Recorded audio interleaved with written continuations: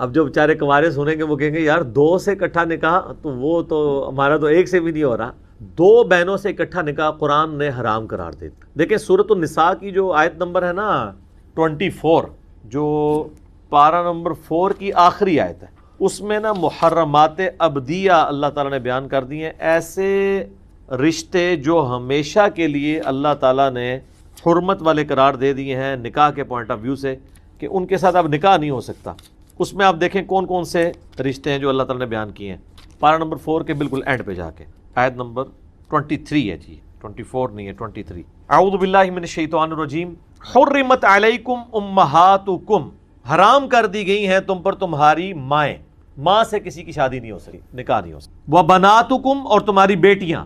واخواتکم، اور تمہاری بہنیں. وعماتکم، اور تمہاری پھوپھیاں، یعنی آپ کی جو والد کی سگی بہن.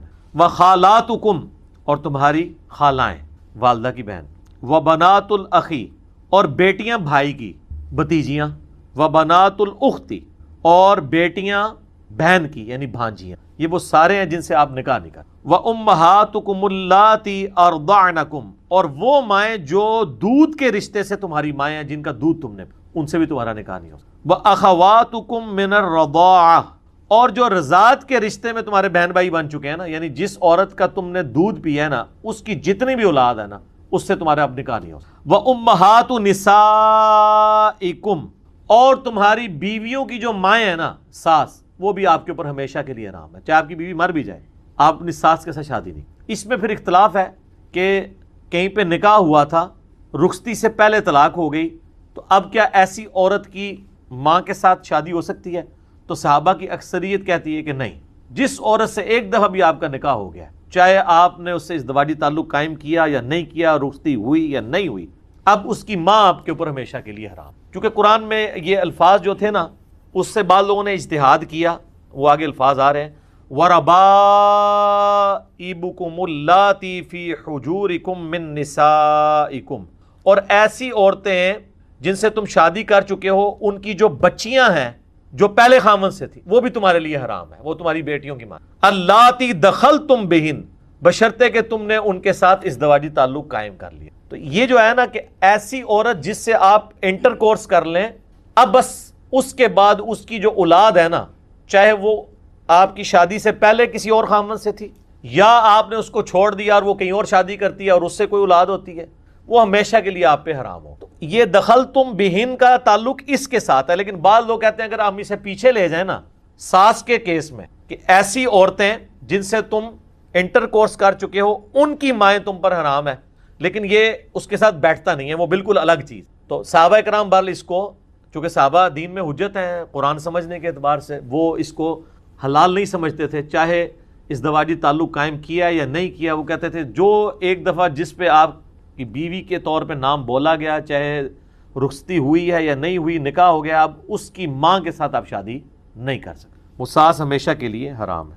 فَإِن لَّمْ تَكُونُوا دَخَلْتُم بِهِنَّ فَلَا جُنَاحَ عَلَيْكُمْ، ہاں اگر تم نے ان کے ساتھ ازدواجی تعلق قائم نہیں کیا اپنی بیویوں کے ساتھ، تو پھر ان کی ماؤں کے ساتھ تمہارا ان کی اس اولاد کے ساتھ نکاح ہو سکتا ہے جو اگلے خامدوں سے تھی، جو پہلے گزر چکی. ساس کا معاملہ اس میں نہیں. وَحَلَائِلُ أَبْنَائِكُمُ الَّذِينَ مِنْ أَصْلَابِكُمْ وَأَنْ تَجْمَعُوا بَيْنَ الْأُخْتَيْنِ، اور جو یعنی تمہارے بیٹے ہیں ان کی بیویاں، جو صلبی تمہاری اولاد ہے، ان کی بیویاں بھی تم پہ ہمیشہ کے لیے حرام. کوئی شخص اپنی بہو کے ساتھ شادی نہیں کر سکتا، چاہے اس کو طلاق دے دی ہو اس کے خامن نے، چاہے اس کا وہ بیٹا مر گیا، یہ نہیں ہو سکتا. وَأَن تَجْمَعُوا بَيْنَ الْأُخْتَيْنِ، اور یہ بھی حرام ہے کہ 2 بہنوں کو ایک نکاح میں جب، جو آپ کا سوال یہ آخر میں آیا ہے، یہ جتنے محرمات کا ذکر ہوا آخر میں یہ إِلَّا مَا قَدْ سَلَفَ، سوائے اس کے جو پہلے ہو چکا.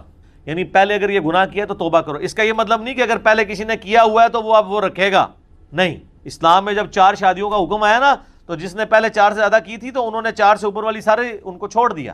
یہ نہیں ہے کہ وہ اب اسی طریقے سے چلتا رہے گا، نہیں، فوراً سے پہلے اس میں رجوع کرنا ہو. ان اللہ کان غفور رحیم، بے شک اللہ تعالیٰ بخشنے والا مہربان ہے.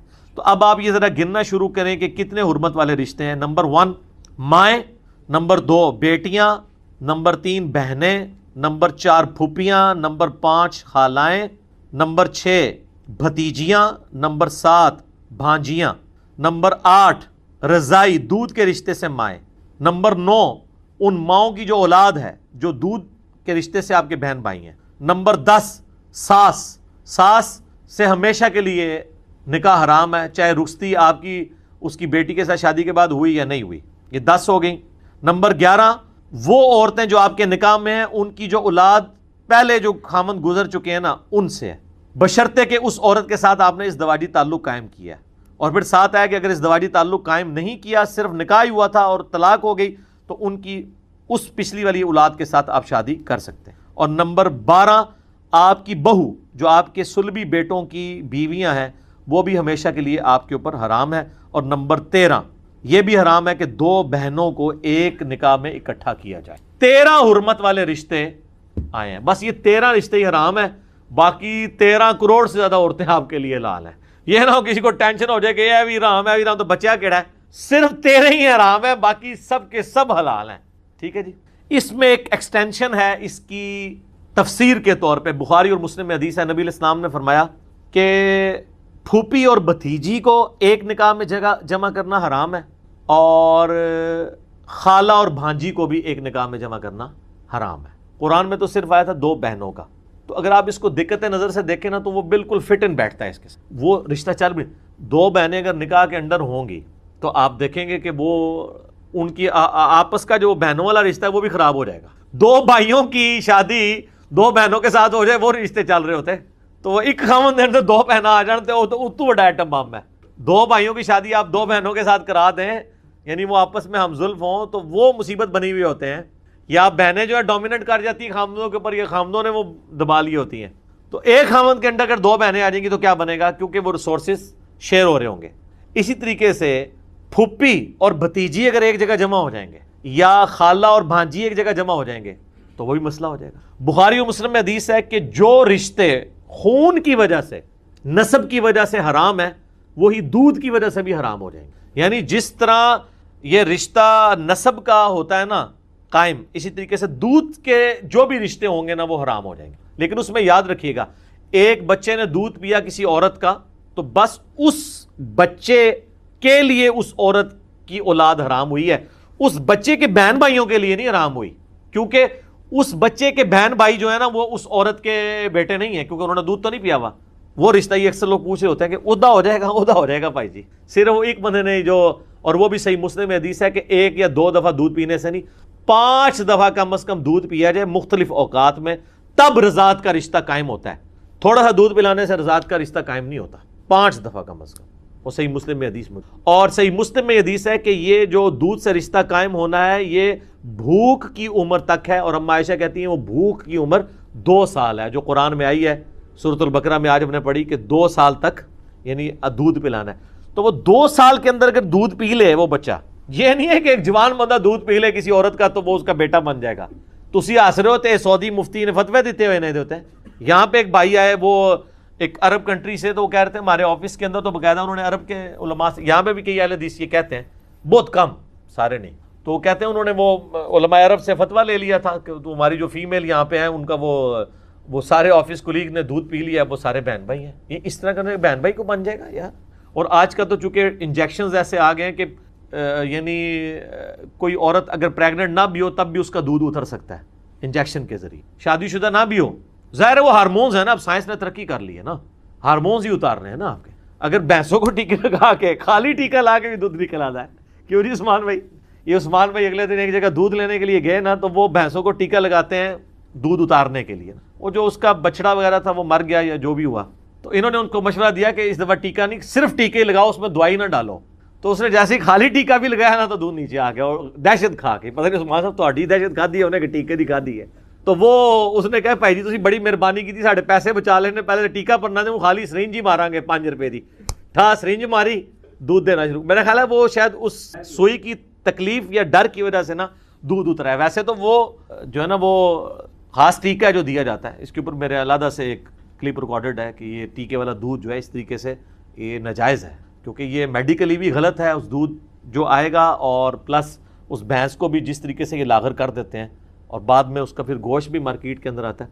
تو یہ اس مسئلے کو سمجھیں. یہ جو میں کہہ رہا ہوں نا بھتیجی اور پھپھی اور بھانجی اور خالہ کو جمع کرنا حرام ہے, یہ بخاری مسلم میں. قرآن میں صرف آیا تھا 2 بہنیں. تو اس کو سمجھنے کے لیے نا علماء نے ایک سمپل سا فارمولہ بنایا ہے کہ ہر وہ 2 عورتیں ایک مرد کے انڈر جمع نہیں ہو سکتی کہ جن عورتوں میں سے ایک کو مرد اگر تصور کر لیا جائے تو دوسری عورت کے ساتھ اس کی شادی نہ ہو سکتی. مثلا 2 بہنیں ہیں, بہنوں میں سے ایک بہن کو اگر مرد تصور کر لیا جائے, دوسری کو عورت ہی, تو کیا یہ ان 2 عورتوں کی آپس میں شادی ہو سکتی ہے؟ نہیں. اچھا, پھپھی اور بھتیجی میں سے اگر ایک کو یہ سمجھ لیا جائے کہ بھتیجی مرد ہے, تو کوئی لڑکا بھتیجا اپنی پھوپھی سے شادی کر سکتا ہے, کوئی لڑکا اپنی خالہ سے کر سکتا ہے, وہ تو حرمت قرآن میں آ گئی.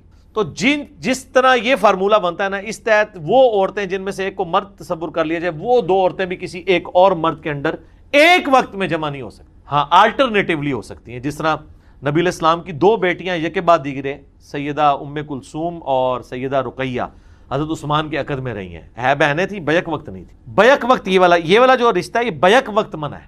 اگر ایک نے طلاق لے لی یا ایک فوت ہو گئی, دوسری نے شادی کر لی, وہ بالکل ٹھیک. اور اس میں ایک اشارتاً گفتگو کر لیتا ہوں, چونکہ یہ بڑی میرے خیال انفارمیٹیو گفتگو ریکارڈ ہوگی ہے. اس میں کوئی اس سے کوئی ریلیٹڈ آپ کے دماغ میں کوئی ہے بات تو میں وہ بھی بتا دیتا ہوں. میں نے تو کوئی بات نہیں چھوڑی. ایک ایشو ہے جو مسارحت کے رشتے کے حوالے سے پوچھی جاتی ہے. اب یہ کوڈ ورڈ میں بات کر رہا ہوں, یہ فقہ حنفی میں یہ ایک مسئلہ ہے. میں کوشش کروں گا اسے کنٹرول الفاظ میں استعمال کروں. ان کے ہاں یہ مسئلہ پایا جاتا ہے اور اس کو بڑا فخریہ وہ بیان کرتے ہیں اور شادی شدہ لوگوں کو بتا رہے ہوتے ہیں, اور شادی شدہ لوگ بیچارے پریشان ہو جاتے ہیں. وہ کہتے ہیں کہ جی اگر اب یہ چونکہ ایک معاشرے کا بہت بڑا ایشو ہے, ہم سے لوگ پوچھتے بھی ہیں, بعض اوقات واقعی اس طرح کے واقعات رپورٹ بھی ہو جاتے ہیں. ہمیں چونکہ اکیڈمی میں فون آتے بھی رہتے ہیں.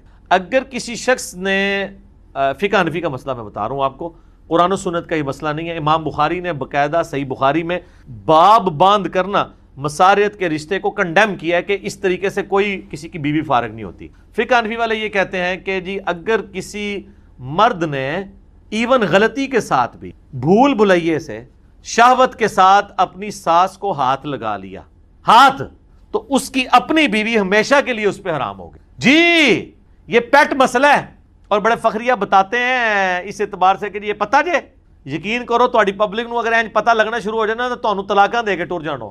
اپنی بیوی تو نہیں انہوں نے چھڈنی, تانوں نہیں انہوں نے چھڈنا.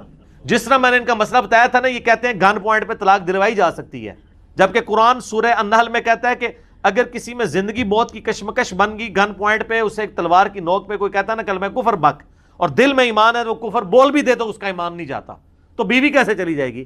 اسے کہتے ہیں جبری طلاق. یہ کہتے ہیں نہیں طلاق جبری واقعہ ہو جاتی ہے. سر اگر یہ ہونا شروع ہو جائے تو یہی کچھ تو پہلے ہوتا تھا. حکمران بنو امیہ اور بنو عباس کے یہی تو کرتے تھے لوگوں کی عورتیں ہتھیانے کے لیے. اگر وہ کہتا ہے نہیں ہو جاتی ہے تو پھر اس کا علاج میں نے ان کو یہی دی. یہ کہتے ہیں بڑا خطرناک کھیل کھیل رہا ہے. یہ خطرناک کھیل صرف سمجھانے کے لیے, میں نہیں کہتا آپ کریں. حکومت کی کسٹڈی میں ان تمام علماء کو ان کی بیویوں کو طلاق دلوانی چاہیے. گن پوائنٹ پہ نہیں, حکومت تو ویسے ہی ببکی مارے گی. ایک کمرے میں جمع کر کے ان کی ویڈیو بنائیں, یوٹیوب پہ چڑھائیں. بڑے بڑے علماء جو یہ کہتے ہیں میں اس فتوے پہ قائم ہوں, اس کے بعد ان کو باہر نکالیں. میں دیکھتا ہوں کون اپنی بیوی چھوڑتا ہے. سب کے سب کہیں گے نہیں نہیں یار یہ تو فتوی غلط تھا, ہم اس سے رجوع کرتے ہیں. جب تک اپنے اوپر نہ پڑے تو بندے کو یہ فتوے نہیں سمجھ آتے.